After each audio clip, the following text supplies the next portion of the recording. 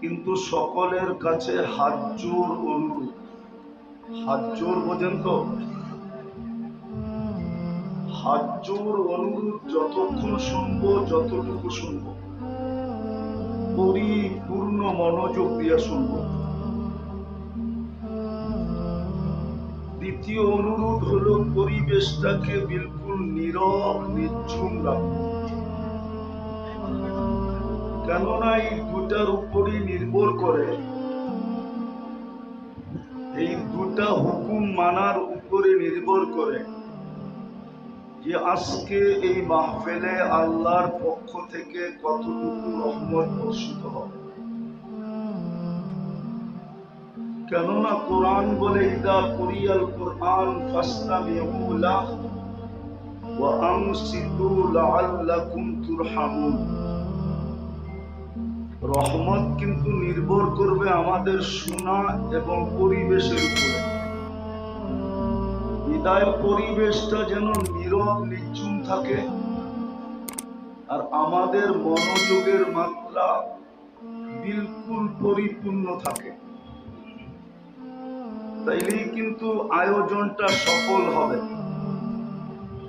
আর যদি মনোযোগ না দিলাম, পরিবেশটাও নিঝুম না রইল, তাহলে সময়টা কেটে যাবে, আয়োজনটা 100-100 বিফল যাবে।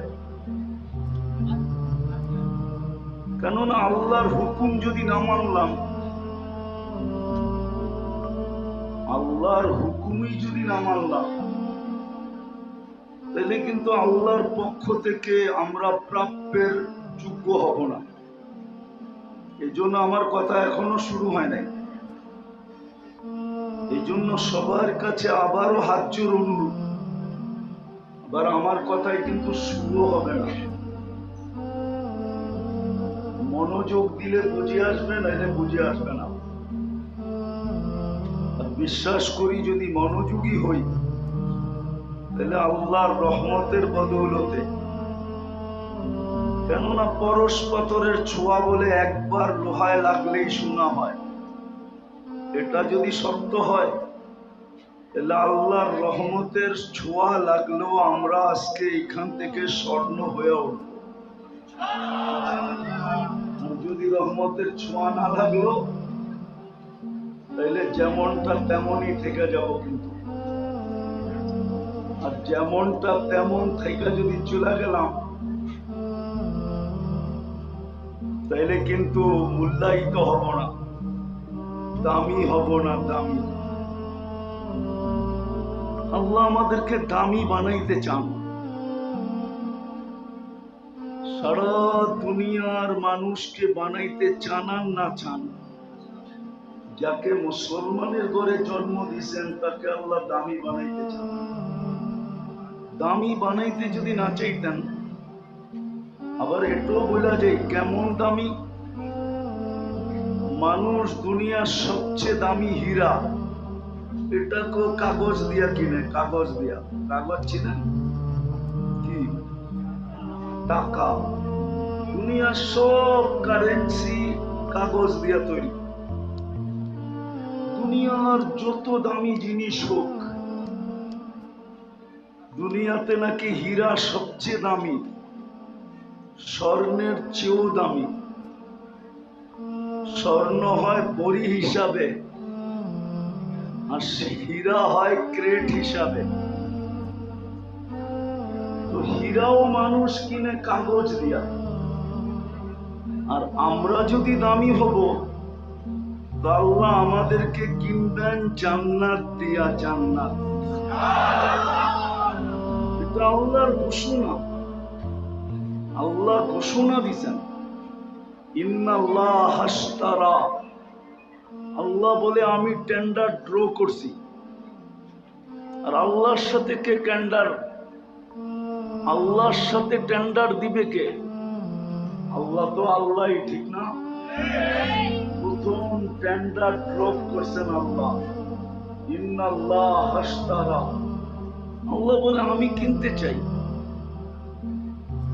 যাকে আমি মুসলমানের ঘরে জন্ম দিছি তাকে আমি কিনতে চাই। আল্লাহ কি দিয়া কিনবেন? আল্লাহ বলে আল জান্নাহ, জান্নাত দিয়া কিনবো জান্নাত। চিনেন জান্নাত? চিনেন জান্নাত? চিনেন না? জান্নাত তো চিনি না। জান্নাত চিনলে তো এই অবস্থা হতো না। জান্নাত চিনলে এই অবস্থা হতো না। বলবেন কি অবস্থা? তাইলে 95 মানুষ মসজিদ আর নামাজ থেকে দূরে থাকতো না। 95 মুসলমান মসজিদ আর নামাজ থেকে দূরে, নারী বলেন আর পুরুষ বলেন। অথচ নামাজে গ্যারান্টি ছিল, গ্যারান্টি। এই যে আপনাদের এখানে একটা মাদ্রাসা আছে, মক্তবের ছেলেরা পড়ে 3 নম্বর হাদিস, মিফতাহুল জান্নাতি আস-সালাহ। নামাজ দিছিলেন জান্নাতের চাবি নিজের হাতে নিয়ে নেওয়ার জন্য। জান্নাত তো চিনে না, এই জন্য কেউ চাবি নিতেও রাজি না। এই জন্য 95% মুসলমান নামাজ পড়ে না। অথচ ডাকে কে চাবি দিতে? কে ডাকে? চিনেন আল্লাহ? আল্লাহ তো চিনি না। যদি আল্লাহ চিনতাম তাহলে যারটা 24 ঘন্টা বুক করি, বুক করেন কারটা? আপনি যদি প্রযুক্তি দিয়ে দেখবেন তাহলে আপনাদের এই অঞ্চলের মার্কেট গুলাতে অক্সিজেন শর্ট থাকা দরকার ছিল। প্রযুক্তি বলে, বিজ্ঞান বলে এখানে অক্সিজেন না পাওয়া উচিত ছিল। ঘনত্বের কারণে, ভেন্টিলেটর না থাকার কারণে। গাজীপুরের চৌরাস্তা তো এটা, ঠিক না? আরে চৌরাস্তা তো সত্য তো। মার্কেট গুলা যেভাবে কনজাস্টেড, এইখানে অক্সিজেনের শর্টেজ থাকার কথা ছিল। মার্কেট মালিকরা পয়সা দিয়া অক্সিজেনের সিলিন্ডার লাগাইতে হতো। যেমন অনেক মার্কেটে আছে, কি বলে এটাকে, সেন্ট্রাল এসি। গরমের দিন সেন্ট্রাল থেকে এসির মাধ্যমে ঠান্ডা মার্কেটে আসে। এই মার্কেট গুলো সেন্ট্রাল অক্সিজেনের পয়েন্ট থাকা উচিত ছিল, কিন্তু এই ভিতর অক্সিজেন কে দেয়? কে দেয়? সত্য তো। আপনি যদি আল্লাহ চিনতেন তো আল্লাহ ডাকে আপনি আসেন না কি করে? আপনি তো আল্লাহ চিনেন না। আপনার তো এতটুকু ভয় হইতো যে যদি অক্সিজেন বন্ধ করে দিল কি করব, কমপ্লেইন কোথায় করব? বলেন, আল্লাহ যদি অক্সিজেন বন্ধ করে দেয়, কমপ্লেইন যা কোন সংস্থায় করবেন? বলেন আমাকে। পুলিশ, র্যাব, বিজেপি, সেনাবাহিনী, কোথায় কমপ্লেইন করবেন? বলেন। 24 ঘন্টা তো আল্লাহটা বুক করি। নিয়ে আসেন উন্নত দুনিয়ার লোকগুলাকে, আপনাদের এই চৌরাস্তার সমস্ত মার্কেট গুলা ঘোরার পরে যে রিপোর্ট দিবে যে এটা এইখানে মানুষ থাকার যোগ্য না, এইখানে বেঁচে আছে কি করে? কিন্তু আমার বিশ্বাস গুলশানের সাথে যদি আপনাদের অ্যান্টিবডি চেক করা হয় তাহলে আপনাদের অ্যান্টিবডি বেশি পাওয়া যাবে। এটা আমার বিশ্বাস, আমার কাছে প্রমাণ আছে। 2020-এ যখন করোনা চলতেছিল তো বাংলাদেশে একটা জরিপ হয়েছে, গুলশান, বনানী, ধানমন্ডি, বাড়িটারানিয়া, যে এদের শরীরে অ্যান্টিবডি কতটুকু। সাথে সাথে তেজগাঁও বস্তিতেও অ্যান্টিবডি চেক করা হয়েছে। তেজগাঁও বস্তিতে পাওয়া গেছে 75 আর গুলশানে পাওয়া গেছে 65। বলেন 10 ওই বস্তিতে কে বাড়ায় দিল? কে বাড়াইলো? গুলশানওয়ালা করে 10 কে কম দিল? আল্লাহ জানে বস্তিওয়ালাদের রোগ হইলে ওরা চিকিৎসা করাইতে পারবে না, বিদায় অ্যান্টিবডি বাড়ায় দাও যেন রোগ ওদের কাছে এইসব পাত্তাই না পায়। গুলশানারা ইচ্ছা করলে আমেরিকা যেও চিকিৎসা করাইতে পারবে, বিদায় অ্যান্টিবডি কমায় দাও, রোগ আসলেই অসুবিধা কি? পাত্তি তো আছে, পাত্তি চিনেন? মনে হয় চিনেন না, ঢাকায় শব্দ তো কোথেকে চিনবেন? তো 24 ঘন্টা আমি যে আল্লাহর মোহতাজ, আল্লাহটা বক্ষণ করি, আল্লাহ চালাই বিদায় চলি। ওই আল্লাহ তো জান্নাতের চাবি দেওয়ার জন্য আপনাকে ডাকে। আপনি যদি জান্নাত চিনতেন তাহলে তো সবাই আগে যে বসে থাকতেন যেন চাবিটা আমার হাতে আগে আসে। 95 জন তো মসজিদে আসে না, নামাজ পড়ে না, অথচ সারাদিন বুক করে কাটটা কান্নুন খায়, সারাদিন গুণ খার গায়, আল্লাহর গুণ গায়। এই জন্যই তো আল্লাহ এক জায়গায় বলছিলেন আরযুকু আয়াশকুরু গায়রি, 24 ঘন্টা তোর প্রয়োজন আমি মিটাই। রাগ হয়ে যাবেন? স্টেজ সামনে ডাইনে বামে একজনও হবে কিনা জানি না ডেলি 100 বার আলহামদুলিল্লাহ বলে। এই কথা ভাইবা যে সারাদিন নুন খাই আল্লাহ, কমসে কম 100 বার আলহামদুলিল্লাহ বলি। উচিত তো ছিল 1000 বার বলা, 2-4-10,000 বার বলা উচিত ছিল, শ্বাসে শ্বাসে বলা উচিত ছিল। গাজীপুরের মানুষ রাগ হয়ে যায় না, অক্সিজেন যদি কিনতে হইতো ডেলি পানির দামে 1 লিটার পানি 30 টাকা, ওই দামে যদি অক্সিজেন কিনতে হতো তাইলে এই প্রশান্ত কমপ্লেক্স কোনোদিন হতো না। আমি মিলাই দিতেছি, রাখেন, চিল্লায়েন না, মনোযোগ দিয়ে শুনেন। প্রতি মাসে পার হেড 4,95,000 টাকা বিল দিতে হতো, ডেলি 16,500 টাকা বিল দিতে হতো। আল্লাহ যদি সিস্টেম করতেন প্রিপেড সিস্টেম, যে কার্ডে টাকা ভরা থাকবে তো অক্সিজেন চলবে, টাকা শেষ অক্সিজেন চলবে না, তুমি পড়া থাকবে, যেমন বিদ্যুৎ অফ হয়ে যায়, তাইলে এই গাজীপুরের চৌরাস্তায় ডেলি হাজার হাজার মানুষ পাওয়া যেত যারা পড়া আছে। জিজ্ঞাসা করলে তুমি পড়া আসো কেন, তো কার্ড বাহির করে দেখাইতো অক্সিজেনের কার্ডে টাকা নাই, অক্সিজেন পাইতেছি না, অক্সিজেন।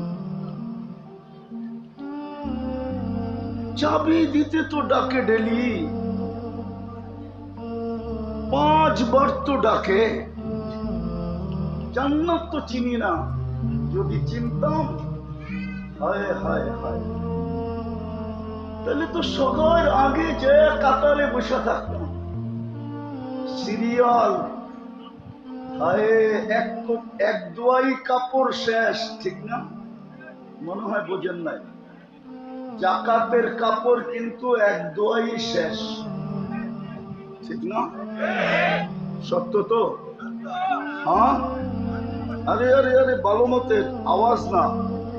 জাকাতের কাপড় নিম্নমানের হয় না, হ্যাঁ না উচ্চমানের হয়? কয়েক বছর আগে তো নুরানি ফ্যাক্টরিতে কাপড় আনতে যে 27 জন মারা গেছে, ব্যাপারে আসছিল না আসে নাই? মিডিয়ায় আসে না নাই?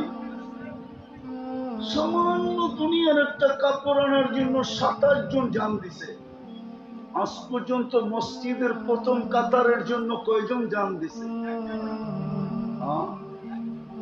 হায় হায়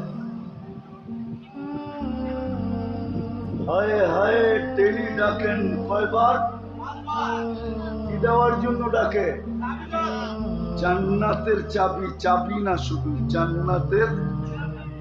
জান্নাতের চাবি দেওয়ার জন্য ডাকে। কিন্তু 90% মুসলমান নামাজ পড়ে, অথচ 5 ওয়াক্ত পড়লে 50 ওয়াক্তের সওয়াব দেয়। কয় ওয়াক্ত পড়লে কয় ওয়াক্তের সওয়াব? 5 ওয়াক্ত পড়লে,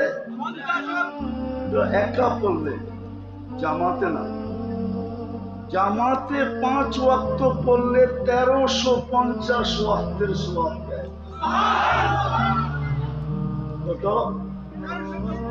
শুধু সওয়াব দেয় না, লেখা দেওয়া যেতে পারে। ওলামা মানবে কিনা জানি না, বলে দেবো কিনা, বলে দেওয়া যায়, এটা বলে দেওয়া যায়। 5 ওয়াক্ত নামাজ যে জামাতে পড়ে, আসসালাতু ইলা সালাতি কাফারা, এই হাদিসের দিকে দেখা বলে দেওয়া যায় যে এই ব্যক্তির আমল নামায় কোনো গুনাহ নাই নাই নাই নাই নাই, কোনো গুনাহ নাই। এত বড় জিনিসটা পাইলেন কার কারণে? কার কারণে ভাগ্যে জুটলো? ওনাকেও তো চিনলাম না। মুহাম্মদুর রাসূলুল্লাহর কারণে ভাগ্যে জুটছে, নাইলে কোন 100 লক্ষ নবীর ভিতরে কোন নবীর উম্মতের ভাগ্যে জুটে না। হায়, আজকে না চিনলাম আল্লাহ, না চিনলাম জান্নাত, না চিনলাম চিরকান্ডারি মুহাম্মদুর রাসূলুল্লাহ সাল্লাল্লাহু আলাইহি ওয়াসাল্লাম। উনাকেও চিনি না। উম্মত যদি উনাকে চিনতো, তাহলে কোরআনে এত সুস্পষ্ট ঘোষণা থাকা সত্ত্বেও, কোরআনে সুস্পষ্ট ঘোষণা আছে, লান তারদা আনকাল ইহুদ ওয়ালান নাসারা হাত্তা তাত্তাবিআ মিল্লাতাহুম। ও উম্মতে মুহাম্মাদি, কান খুলে শোনো, যতই তোমরা বিজাতির রঙে রঙিন হও না কেন, কোনদিন বিন্দু পরিমাণ জায়গা তোমরা ওদের দিলে পাবে না, না না না না। কোনদিন তোমরা ওদের কাছে প্রিয় পাত্র হবে না, কোনদিন তোমরা ওদের কাছে ভালোবাসার পাত্র হবে না, কোনদিন তোমরা ওদের কাছে স্নেহ পাবে না, মায়া পাবে না, মমতা পাবে না। মায়া মমতা যদি পাইতো, তাইলে মানবতার মমতাও পাইতো। আমি দেখাইতেছি, যারা সারা দুনিয়ায় প্রাণী নিয়ে কাজ করে, প্রাণীবাদী সংস্থা, যারা প্রত্যেকটা প্রাণী নিয়ে যারা কাজ করে, এটা সারা দুনিয়া ব্যাপী আছে, আমাদের দেশও আছে। এটার হেডকোয়ার্টার হলো আমেরিকা। আজ পর্যন্ত ফিলিস্তিনের 80,000 মানুষ মারা গেল। দুধের শিশুগুলা এক টুকরা রুটির জন্য এখনো চিৎকার দিয়ে জান দিতেছে। হাজার হাজার ট্রাক খাদ্য নিয়ে দাঁড়ায় আছে। আজ পর্যন্ত প্রাণীবাদী সংস্থা 2 অক্ষরের একটা প্রতিবাদ ইসরায়েলের বিরুদ্ধে দেয়। যদি দিয়া থাকে, কেউ যদি আমাকে দেখাইতে পারে এই বড় মজমার তার জুতা আমার গাল, চ্যালেঞ্জ দেয় না, দিবেও না। আপনি যতই ওদের রঙে রঙিন হন না কেন, আমাদের যুবকরা 50 টাকার চুল 500 টাকা দিয়ে কাটায়, চাঁদ রাত্রে 1000 টাকা দিয়ে কাটায়। আমাদের সমাজের লোক আধুনিক হওয়ার জন্য লক্ষ লক্ষ টাকা খরচ করে শুধু আধুনিক হওয়ার জন্য। অন্যদের রঙে রঙিন হইয়া, অথচ কোরআন সুস্পষ্ট বলতেছে, লান তারদা আনকাল ইহুদ ওয়ালান নাসারা, কোনদিন তোমাদের উপরে রাজি হবে না। যদিও আমাদের নবীজিকে বলছে, নবীজি বলা বলি আমাদেরকে বলা, কোনদিন তোমাদেরকে আপন ভাববে না।